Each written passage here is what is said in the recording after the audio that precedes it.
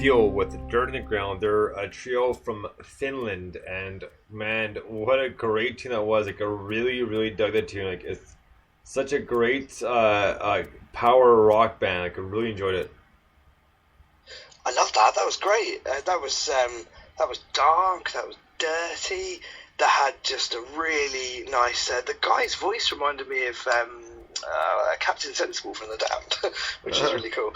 That was brilliant. That was really, really good tune. And I remember that was one I had a brief listen to earlier, but didn't get a chance to listen to the whole track. And I kind of feel like I missed out earlier, so I'm glad I've heard it all now. I was really impressed with that.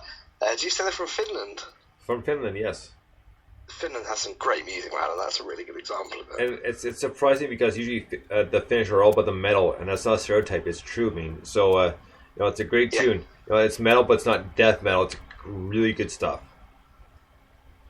Brian? Yeah, I was into it too. It had a really cool dark sound to it, and it was almost kind of like a little bit of dark wave in there.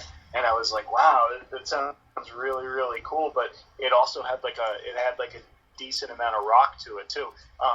It's funny because the tempo of the song actually reminded me of when the song was actually playing in the very, very beginning, and it had a slowed down tempo a little bit. It actually reminded me, and I know I'm not making the comparison to the band, right, but it almost made me think of the Green Day song.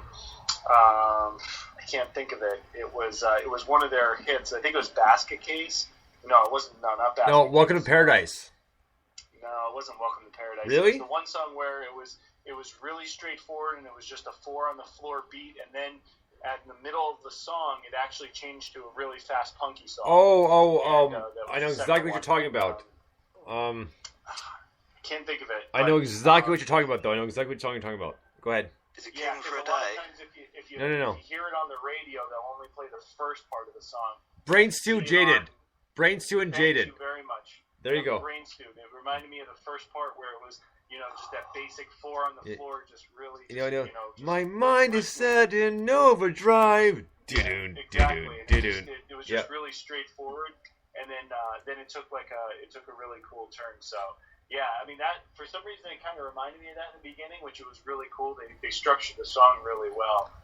So it's cool to hear from those guys, and I look forward to hearing more from them because they definitely have a cool sound too. And I know we talked about this off air, but essentially Glycerine with the chorus is a little bit reversed. So, and we'll leave it at that. So, next up we have another cool band. This band's called Dolly Spartans, and the song is called "Time Sides with No One." Dig this.